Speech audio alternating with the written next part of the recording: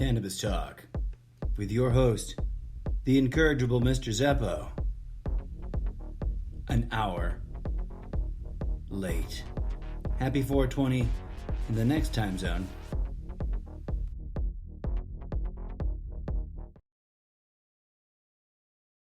That's right, folks. Here we are. Thanks for tuning in. This is Cannabis Talk. That was just a bit of teaser music from the early years, Volume 3, DJ Zed and Political Mush and the Purple Outrage. The early years with that track, Das Baut Bots. That's about robots. Featuring Berlin Techno 101. That's right, you'll get to hear the entire track at the end of the episode. But for now, let's talk weed. Or about weed. Or more accurately,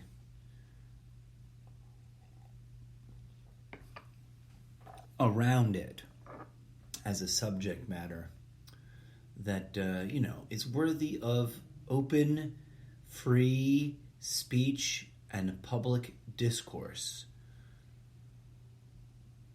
Weed. It's our friend.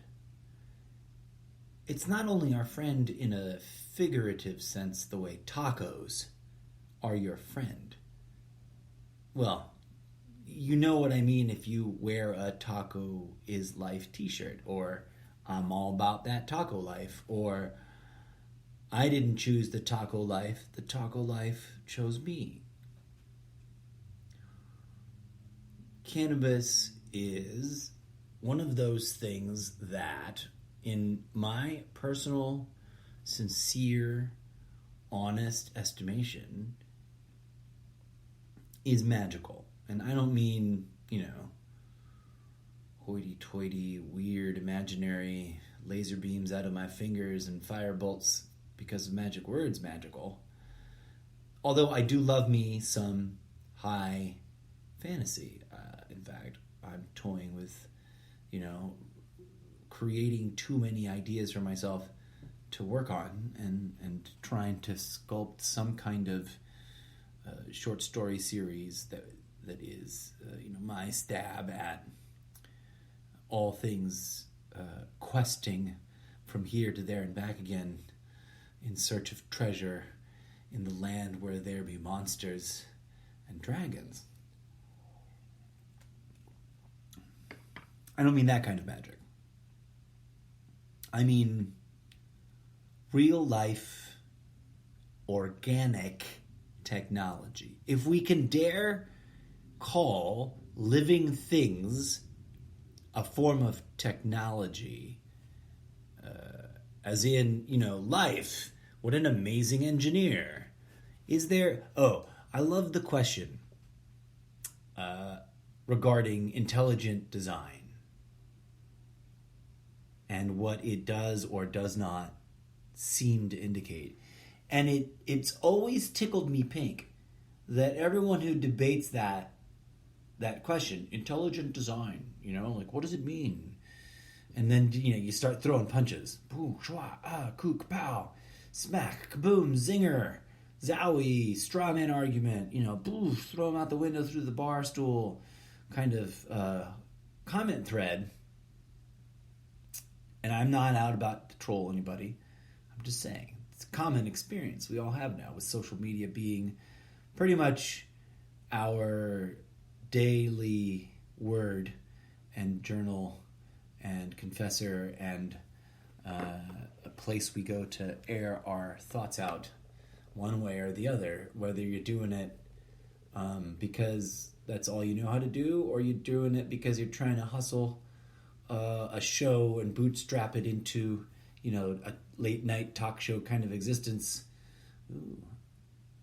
Right? Wouldn't that be fun? Wouldn't that be fun? I'm talking about, if life can be called a form of technology, and I don't mean to say that the technology is a slippery slope word, right? Because then what? it requires a clockwork maker, right? Like some kind of tinker god, some form of oversight, overlord that manipulated the gizmos into place.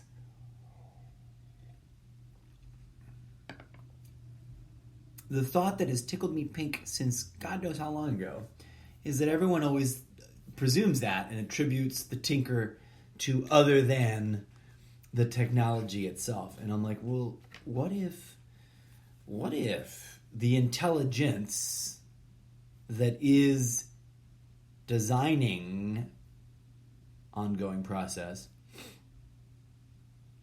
that which we look at and say it must have been intelligently designed, what if it is itself that which we are observing? Wait, what?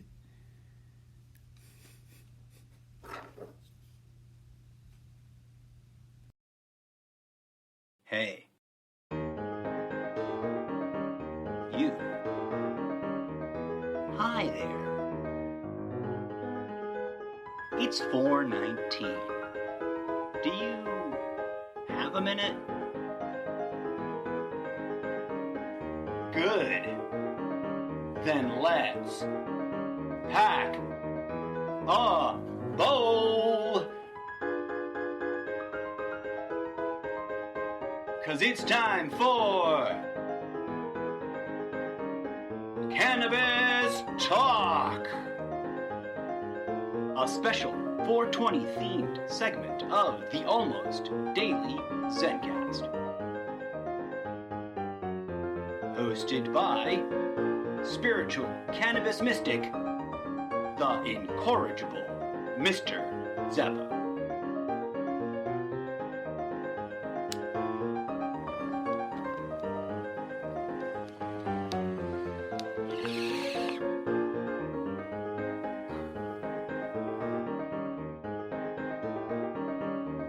Let's get lit, folks.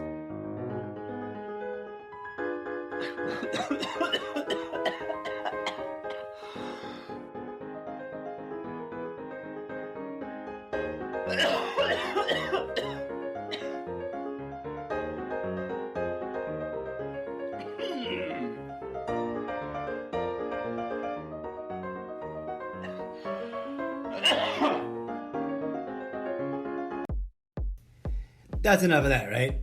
Oh, right now I've got the Das Boots going. Sorry, Das Bout Bots. DJ Zed, Purple Rage, and the political outmush. But we're gonna listen to all of that later. Let's turn it off for now. I can't pause it. I guess I can only turn the volume off. Thanks for tuning in, folks. Welcome to my show. I am your host. I say that a lot because, I'm self-declarative that way.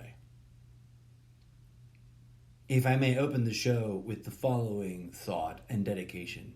Keep calm and self-radicalize for peace. No matter what happens next, folks. No matter what happens next, keep calm and self-radicalize for peace.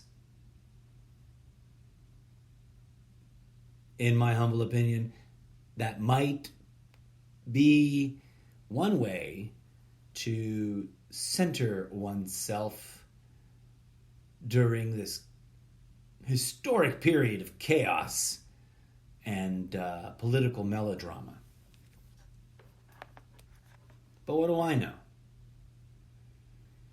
I know that I really lag on getting to some people on some social media. So my apologies to this account out there that's been asking me to follow them, Sci-Factual, on Instagram. I got this link, Crazy Earth Facts, right? It's like a YouTube link, and then the graphic is this brain with crazy eyeballs and a stick figure hands and thing. And I'm not trolling this guy. I'm just describing what I see. Crazy Earth Facts. And then there's some sort of weird composite image of a person and a galaxy and lights, and it's kind of got my purple color in it. I'm really into that purple color, but I'm also unclear what the image is supposed to be. So, feedback on that. I might watch this video, I might not. But this person writes to me asking me to subscribe to their YouTube channel. And I wrote back with my boilerplate, which I think I've shared here, right? Hello and namaste, I am my secret identity. Otherwise known as my other secret identity, the incorrigible Mr. Zeppo, host of a radio talk show style podcast, just promoting my podcast here on insert name of app that I sent us in, right? In hopes that it might attract a wider audience. Hope you check it out. Link to show, sprecher.com/show/Zencast. And it's got the little automatically aggregate little blurb. The Almost Daily Zencast, experimental underground talk radio style podcast, exploring the radical intersection of politics, society, and spirituality in an Uno. Because it cuts off unorthodox. Because I am unorthodox. I am most certainly not anyone's orthodoxy. I ain't your great grandpappy's radio show. No, I'm not. Especially not after 4 p.m. After 4 p.m., friends, this show gets lit. In a perfect world, I'd be a 24-hour-a-day DJ radio station crazy guy with like 4 shows. One I do first thing in the morning, right? And right when I first wake up. And it's like a memory journal show. I'm just scared of doing that. I've been recording memory journals, but I'm scared of posting it. But I've also been writing fake memory, not memory journals, dream journals. Scrub, edit. Take 2. I've been recording my dreams as a sort of first impression crack of dawn. As soon as I get up, like get it all out of my head, audio blog journal. And I don't know if I'll post those. I'm just sharing with you, dear audiences, now, because, I'm stoned, and I think it's interesting. One of the interesting features has been that, as you may or may not have already heard me explain, because I may or may not have already explained it, I don't dream very much, I don't think. Now, that's a relativistic statement, right? Absolutists would retort, everyone dreams, not everyone remembers everything. And some people have crazy vivid memory of it, and some people have janky, vague, gross, lame, janky memory of it. But everybody dreams. And I'm like, okay, I can believe that. Everybody breathes.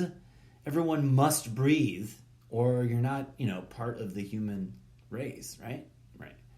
So maybe dreaming is fundamental. Now, the funny thing is, the people who dismiss everyone dreams also dismiss it as inconsequential. Like, your dreams aren't important. Everybody fucking dreams.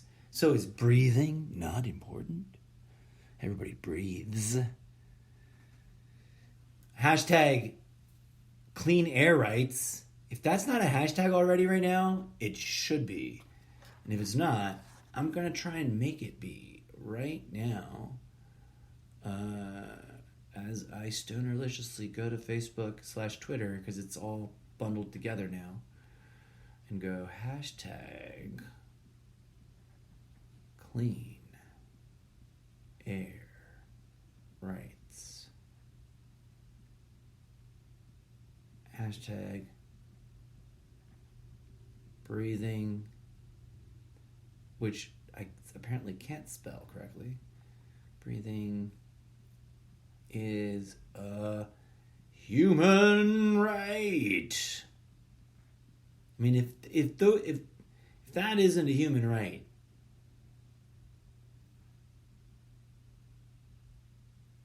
I don't know what is, right? Like, what the fuck?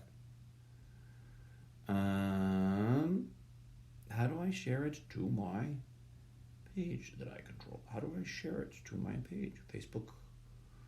Share it to a page. There it is. You hide it. Every time I click on it, it's different.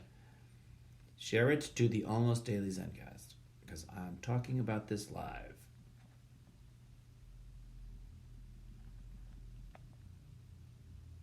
talking, not buoy, about this live on the air. I don't say on the air in writing because no one gets it anymore. On my podcast. Boom. Almost say the Zencast. Shared. Facebook. Bloom, bloom, bloom. Tune in to find out if I hook for the marketing. If I fall for the hook, line, and sinker. There's the line. There's my dialogue lines. I can read the teleprompter, I swear, Daddy. I don't have a teleprompter, and I wasn't talking to my daddy. And I don't know why. That's not why I said that weird line and that word. Edit that out. That gets edited right out there. Next time I'm back on the air, or off the air, and editing. Which I haven't actually, have I done? I have not done. So here we are. What are we talking about? What's going on? Already said that bit. Boom. Closing that tab. Tab closed. Pitting this for a future podcast episode. Might as well make that future podcast episode right now at 1616. Just missed it. Just saw it. Ding. How many times has this happened to you? You're minding your own business, like in your lifetime, right? Like, and also if you're of an age that you might be called derogatorily by some very young,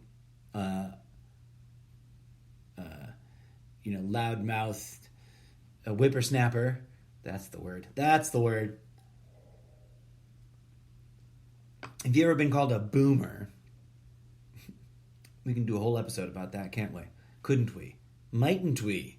We shall. Not right now, though. How many times in your life, if you are of a certain age, were you minding your own business to find out that it is almost the apocalypse or almost the end of the world, like Judgment Day, like biblical style? I don't mean asteroid falling out of space. I don't mean dinosaurs or zombies. Somebody crazy saying that it's the end of the world that way. I don't mean you've lived in your life, some sort of 12 monkeys scenario. Although if you have, drop me an email at theincorrigiblemrzeppo.gmail.com. Dots were in the wrong place. Edit that later. Because I do want to do an episode about that too. But for reals, I lost count of how many times randomly in my life, on a day where I was just minding my own business and not being particularly worried about anything at all, feeling almost kind of good. Almost kind of like, oh, it's kind of pretty out and the world isn't so horrible if you just take a moment to distress and appreciate life. And you turn on the radio and it's like, blah, blah, blah, blah, blah, blah, blah. Reverend so-and-so is calculated that tomorrow afternoon at 4:15 p.m. or 6:48 in the morning or blah, blah, blah, Judgment Day. There's a picture I have on my own Facebook. So that shouldn't violate any of the EULA, right? And I'm talking about it because I worry, right? All day today in my different segments, I've been talking about the EULA. I'm a little nervous, but I want to summarize and to get you ahead of schedule there. If you already know what's going on, there's no spoiler here. And if you don't, I guess I'm ruining a whole other episode for you already by getting to the point. Trying to decide to monetize or not to monetize. In a moment where maybe monetizing my podcast show would be kind of helpful. Especially if by some wing and a prayer, wish of a snap of a wishbone, dream come true, golden lottery ticket, it suddenly goes viral for some magical confluence and it becomes, like I was saying, a career builder. I can now be a job maker, brand empire launching sort of phenomena for me. Then shouldn't I? I should, right? Well, I got to make sure it's in compliance. This has got to be in compliance because I mean no disrespect to whoever put up this billboard, but I physically snapped this photograph back in 2011. Apparently, I think I must have posted it that same day, or very close to, because this says February 9th. I think it's 9:55 a.m. I was driving back from something, or I must have spent the night up in LA for some event or another, and been driving back the next day, and at a gas station, minding my own business, I look up and this guy's, saying that in a couple of months it's all over, May 21st, a month and a half later. And then I get back in the car and literally within 10 minutes on the radio, I think maybe paranoia is embellishing and making this part up, or maybe I'm embellishing for my fiction later. I am definitely going to lay down a triptych of a little bit too surreal and then almost trippy ass sort of events of it coming back, for the storytelling of it. But in real life, I really did see this billboard. And it wasn't the first time, and it won't be the last, of people very seriously predicting and promoting a day of judgment that's going to happen, and that all those that are special will be consumed and elevated, and those that are judged unworthy will be knocked down and left here in the dirt on planet donut sphere, right?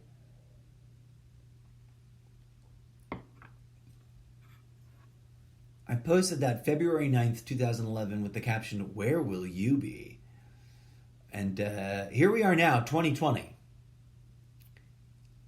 I've lived through a lot of these, and I'm not complaining, and I'm not trying to disparage anybody who's ever taken that seriously, because there's something to be taken serious about anything that's so pervasively, perniciously persistent in the human psyche. Judgment, self-judgment, ascension, the quest, being on the edge of a knife.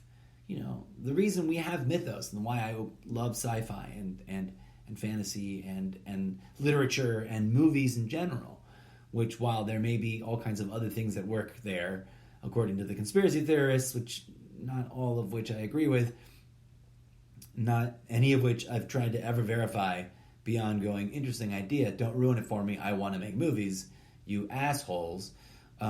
Sorry, I'm not trying to call all conspiracy theorists assholes. I am an observer of the conspiracy theory community and a comedian first. And a bad one. I'm not even that funny, right? But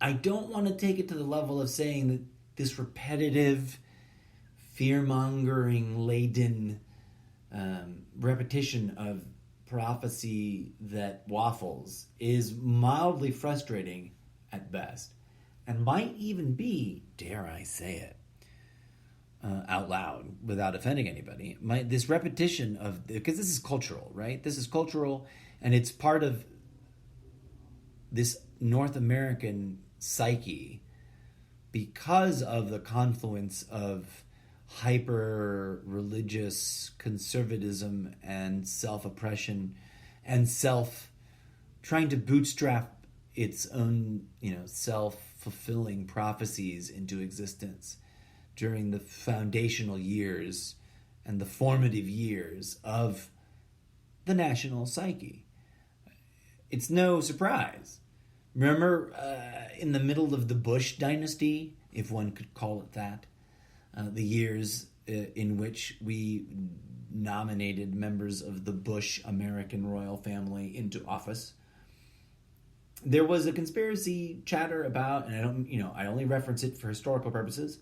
I'm not accusing anybody in public realm of anything, but conspiracy theory commentators said that, there might be an element of wish fulfillment and obsession with this Judeo-Christian misinterpretation, in my personal opinion, if you ask me, Judgment Day and the Assumption are highly skewed, to put it politely, in terms of how they're popularly understood today and how that popular understanding is manipulated in the American culture.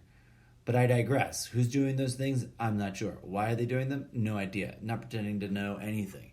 I'm just saying, like, dude, we could be a little bit healthier about it, right? And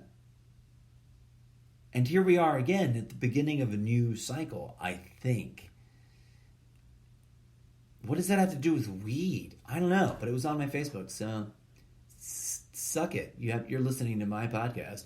I have been your host so far this long and been rambling for the sheer joy of it. Let me read to you something else that does maybe have more to do with cannabis. I know. I'm totally just not looking at the right tab. That one's got to do with the Bible, and I was on a thing where I wrote a really cool bit about the up and down problem with the Bible, but I'm not going to get into that now. Tune into unauthorized and explicit readings. I'll tag this for that. I think I've already copied this over into my own, because it's my own words. I wrote this, muttering out loud to myself, managing scripts and scraps of my content live on the air. That's right, folks. Experimental theater of the mind. Now some music.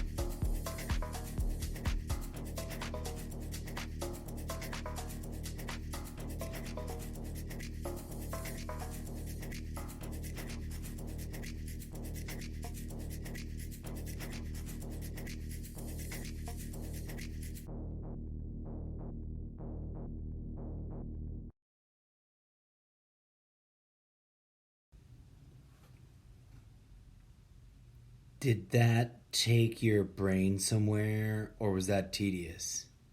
Did that music work for you? Would you have danced to that music at a dive bar, at a rave, at a outdoor event with no alcohol? Question mark? Because I would have. I didn't get up and wiggle to it this time, right now, mostly because it's too late in the evening for me, and in all honesty, my back is out of whack. Not going to talk about that right now. I will leave that for another episode, hopefully when it's better. Ooh, I want to read something from my plant consciousness dog pile, but also, because this is Cannabis Dog, let's turn to a little bit of just social media roundup. Okay, three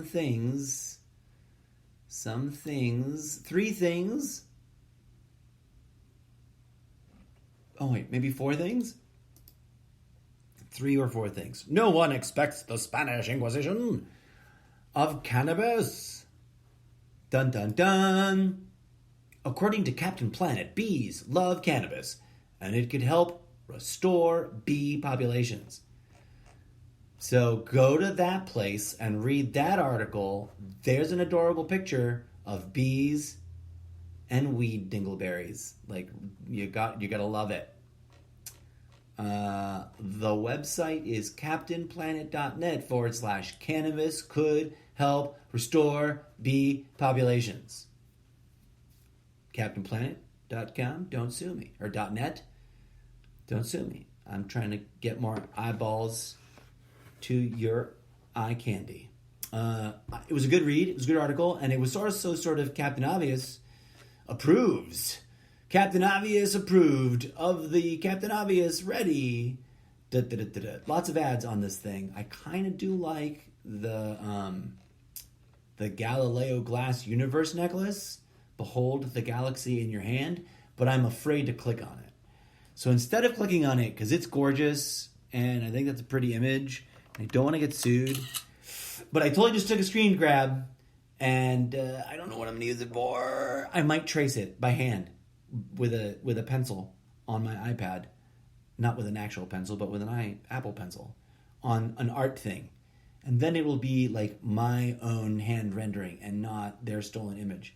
But I did just screen grab somebody's Galileo Glass Universe necklace. I don't see the link is amazable.com products. All right, I'm hyper paranoid of the internet. But also, I guess I shouldn't be because I'm on the internet. Oh, that's gorgeous. I want to buy one. Go support this. If it's real, I can't verify. It looks maybe real, but it's also a platform I've never heard of. I live under a very small stone up against a little lumpy dirt. And I don't look at the internet very much. But when I do, I don't hear about new shopping centers like Amazable. AMAZYBLE. Don't sue me, guys. $29.95. And you too can have a Galileo Universe necklace. And if that's somebody that hand blows it, it's gorgeous. And you should support that. I've known glass blowers. And glass blowers are awesome, talented, brilliantly patient people. You can't blow glass and of course I'm not trying to paint an absolutes here, but you can't blow glass and be like super impatient and super disconnected to your intuition. It's hard because glass demands Zen focus, and Zen focus is just like that place that you get to where you're doing the action so purely, so without thought, so without overlord mind, without monkey mind, without ego mind, that arguably you're in a very flow, very Zen place. And glass blowing is one of those. Like, you can't help but. Doesn't mean you might not be a dick later on in life, right? Like, who knows? I don't know. But I've met a couple of glass blowers in my time, walking around at fairs of different types, and in just, the chit chat and the energy and the vibe I get from people, because those are real things. If you're connected to, other people, you kind of notice them. Patience abounds with them, and intuition. Now, these are machine-made. Boo! Evil overlords of corporations that are machine-made. I don't think they are. This website promises you secure ordering, a 60-day money-back guarantee, and 100% satisfaction guarantee, and easy return. I've never shopped there, but hey, so far, so good. I would shop there, I guess. I might shop there for one of these bead necklace-y things, because they are pretty effing cool. If you know who makes these, or if you make something like this, and are friends with me on Facebook, click that, bookmark it. Sorry to fixate and obsess on that. Much more interestingly, help save bees, lobby for your local municipality, and of course, always, friends, check your local laws, right? One of the things I read in the EULA, and I might put a pin in this for a future episode, I might do a formal, like, warnings and disclaimer episode that really focuses on reading the full Sprecher.com EULA in its entirety, including the monetization, portion. They can't sue me for reading that content, can they? I don't think they could. They themselves don't endow themselves. The platform doesn't try to monitor or police the content, right? So it would really have to be like someone having an axe to grind and writing a sternly worded letter. So don't rat me out. But I digress. That was something that really blew my mind, that was cool, that we're seeing reporting about it. Talk to your friends about it. Encourage your municipalities to get in on what I think is going to be a new explosion of hemp-driven agriculture. And I'm probably late to that party. To anybody listening who's like an agro, big farm, like beet nerd, like that's really watching that beat, that demographic, that market, I'm probably late to the party, right? Like there's probably a lot of hemp growth growing on. I know there was interesting, fascinating cannabis-related sort of now really late breaking, I'm late to the party for the commentary news. Was it Thousand Oaks or Oxnard? Some town up that way towards Ventura. Neighbors got into a disagreement with sort of large ag landowner nearby because, and the community sort of framed it as like, these 4 hemp farmers shouldn't be able to profit at the expense of the community. And they were arguing that the hemp was causing them an allergic-like reaction, but a scientist was on the show. It's like, you can't be allergic to hemp. There's what they're growing doesn't produce any pollen, right? They're just growing the female hemp plant, and so there's nothing you can be allergic to. And maybe there's something else going on up there. Maybe there's some noxious fumes being emitted by some undisclosed natural gas, reserve or something. Who knows? I'm not trying to pass judgment on any of it. But I thought it was interesting, and that it was given lots of coverage, and that it's sort of a mixed blessing, but generally positive indicator, or at least I choose to react to it with a positive silver lining, and that's that hemp is being grown, right? It's great. Hemp should be grown. It's good for the soil. It's good for nature. It's officially good for the bees. Like straight up, friends and listeners, that means it's like the bees are going to be on the right side of history, right? Like you don't want to kill the bees. And by the way, if you haven't been tipped off yet, if you've been keyed into this alarming, shocking, fear-filled fact, if we literally do drive all bee colonies into extinction, and there's like no way for there to be bees anymore, we're fucked. Like, not to sound grim, I'm not accusing anybody in particular of any wrongdoing here. I'm not defaming anyone, but we as a human species will have royally screwed the pooch on this one if we let the bees die. Because I don't care what nanobot technology the scientists fantasize about, I really, really, really, really doubt that we're going to get a non-toxic solution to how to pollinate all the food that needs pollinating in order to be food. And without the pollinators, who are you going to call? Right? Who are you going to call? Ghostbusters? They're not going to help. It's ghosts. Kill all the bees. So, huzzah! According to this story, And no, I don't have permission. This is me asking Captain Planet permission right now, live on the radio. May I have permission to just mention your article and give due credit to where it goes? The story was by Aral Beru. Sounds like a French name. Bereux. January 18th, 2020. It's been out for a bit. Go give it some more eyeballs. It's been read 314,565 times. Go add to that number and uptick it. It's been liked 1.5 million times. I already liked it. I think I'm gonna like live share it. I'm live sharing this to a page I manage. Does it let me? Yes, this time it does. Should I, not the C tag, I'm gonna put it to the Almost Daily Zencast.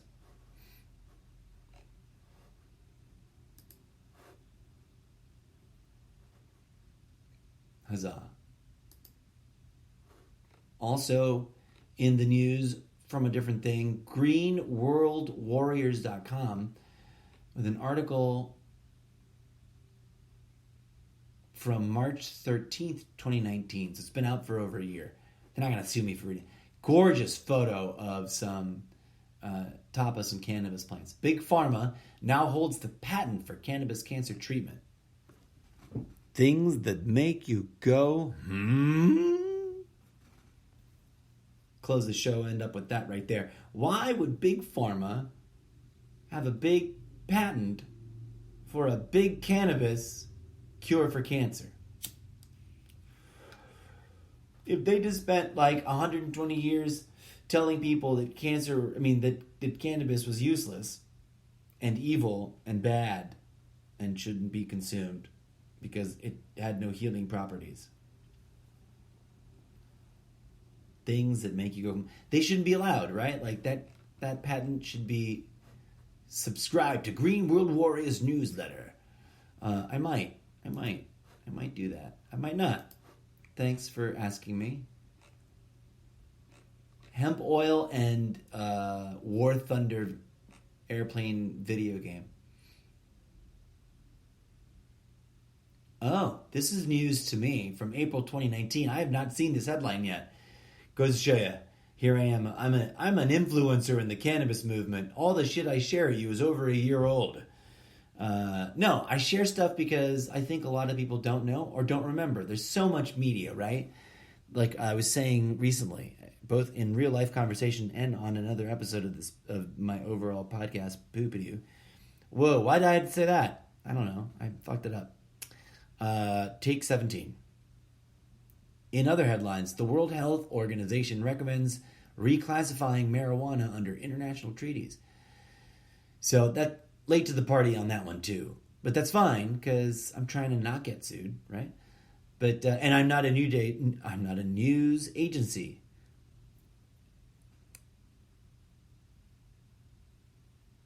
Interesting. The Uganda government signs $4.3 million deal to export marijuana to Canada and Germany. Because I guess Canada, it's hard times growing it there. So they got to do something. Because they want a market, right? Cannabis is going free market, friends. And here, let's get to the commentary part, the real analysis. Join us next week for hard-hitting cannabis analysis with your cannabis analyst, the incorrigible Mr. Zeppo. No, here's a hard-hitting analysis now. Big money influences, as I've already warned on the show, are clearly encroaching. And not some of those medium and big moneyed interests are actually moneyed interests with long living histories in the tumultuous green side of the cannabis story, of the cannabis fight, of the long march towards decriminalization and reintroduction to society as a good thing instead of a bad thing. So that's awesome, and we should applaud that. But we should also never, ever, ever turn a blind eye to big moneyed interests trying to take it from us, trying to ruin it like they do alcohol and tobacco and coffee and everything else in the world, because they will, and it'll backfire on them. And if you agree with me, let me know by clicking the likes and yelping the yelps and sending me the smoke signals, right? Because we are a team of social consciousness changing through grassroots activism on social media. Word of mouth, debate, discussion, and to be included in future episodes, just submit your comments on Facebook at the page for the show, or on Sprecher.com for the particular page for a particular episode. Come on down. Let us know what you think. I want to make this one of those audience participations. I'm not trolling you. I'm just reporting what you say and giving you my honest feedback kind of shows. As always, friends, I apologize to you for how long I've rambled, and I hope it made some amount of sense. It made perfect sense in my head, let me tell you. It might not have made perfect sense in yours. And I get the hiccups sometimes, which makes it horrible.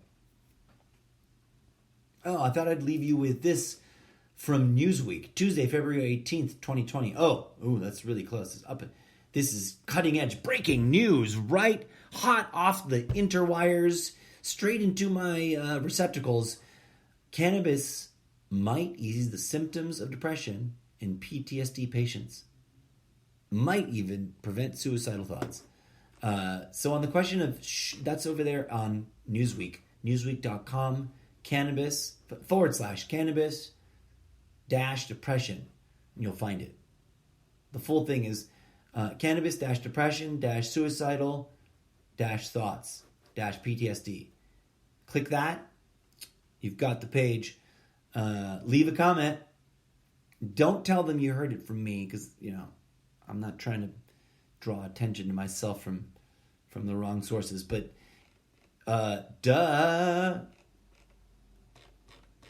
this is friendly, convivial, amateur to professional journalist jibber jabber. Marijuana. Oh my God! All with the noise. Harmful. We all share the same air. That's true. That's true. We do. OC Healthcare Agency with their ad playing on the page, which apparently breathefreeoc.com. Go to that site and support that too, because air pollution kills 7 million people a year. Cannabis heals you, but also care should be taken that secondhand smoke does not negatively impact people who don't want it and aren't prepared for it and aren't giving consent to be in and around it, right? Of course, easy as fan in the window or Smoke Buddy, which is an actual product. If they want to send me a free one, I will endorse it. I don't actually endorse it technically because they haven't sent me a free one, and it looks cool though. So that's what I gotta say about that. But these articles have caught my attention, and it's also really, really fascinating how much how much more common cannabis articles, media, and memes seem to be, and obviously, Captain Obvious, surely it will catch on. It is catching on. But I acknowledge that it's quite impressive, and I give thanks. It's good that the world is no longer as oppressively repressed about it. But remember, friends, the incorrigible Mr. Zeppo does not endorse or condone underage use. Spare your brains, kids. You don't want to smoke cigarettes, drink alcohol, or coffee, or cannabis. Just stay clear of that till you're 21. It's honestly, I honestly wish that those had been always the norm. And I fully endorse that being adopted. That kids shouldn't be given coffee or cigarettes. Kids, don't smoke cigarettes. Afterwards, unless we all agree that we should all quit tobacco and only reserve it for like special religious, spiritual occasions for which there are obvious reasons that it would still be protected. I tried to conjugate there and just sounded like I stuttered. But otherwise, like, you don't need soda either. Like, fuck, adults, you can drink soda. But there's just some things we shouldn't casually let kids just choose for themselves because it's toxic.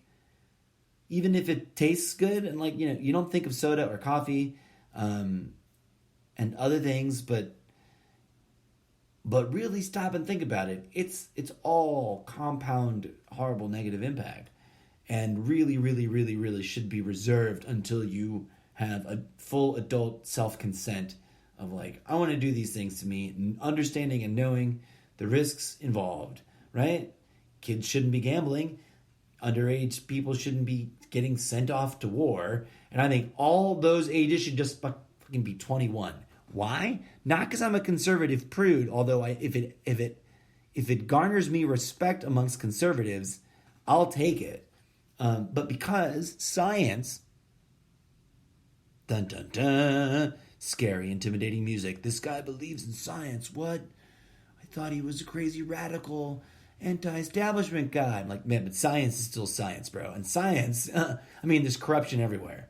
But science that isn't so necessarily corrupt clearly indicates that the human body and brain wants to be given a childhood and a puberty transition into adulthood free of anything and everything. And this, semi-comically, semi-tragically, includes sugar and all treats and snacks and junk foods. I'm a little hardcore about this. Like, people think that I'm really hyper liberal, but if I had my way, until 21, you'd eat and drink like vegan, and not vegan, but you'd eat and drink way crazy, like clean food diet, and like no sugars, no birthday cakes, no ice cream.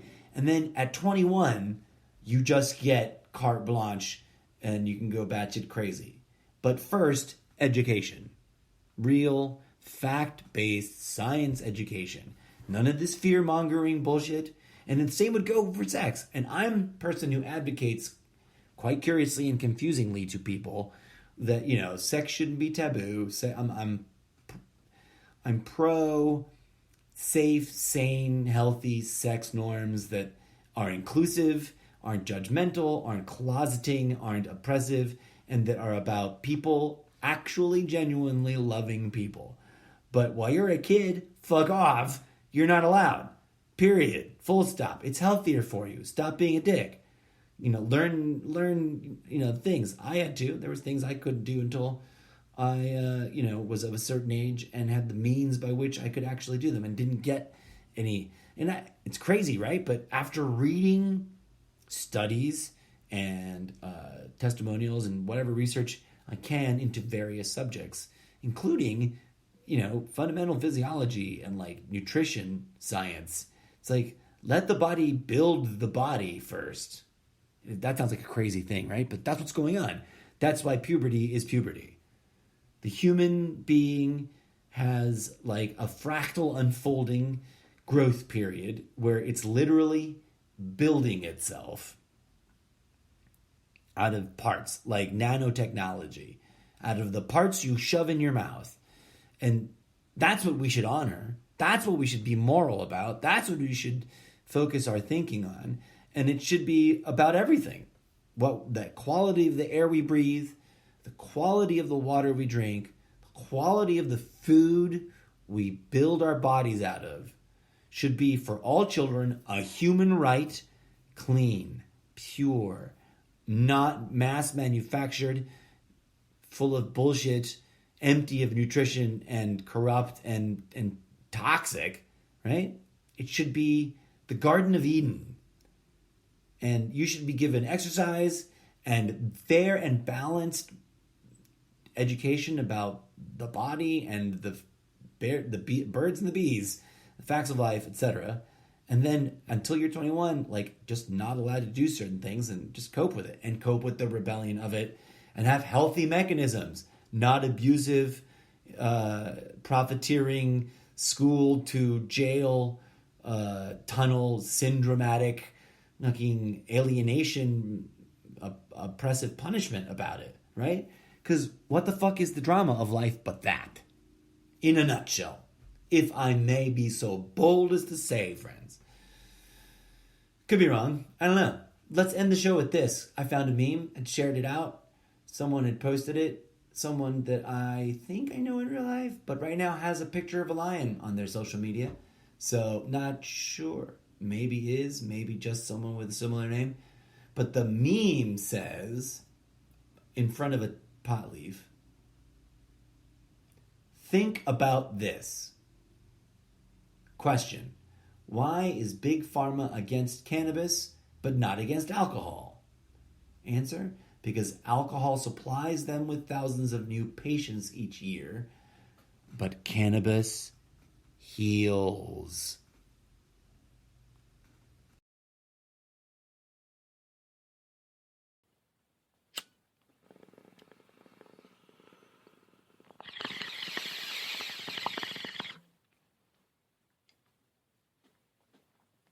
Well, folks, that bowl is cashed and dusted.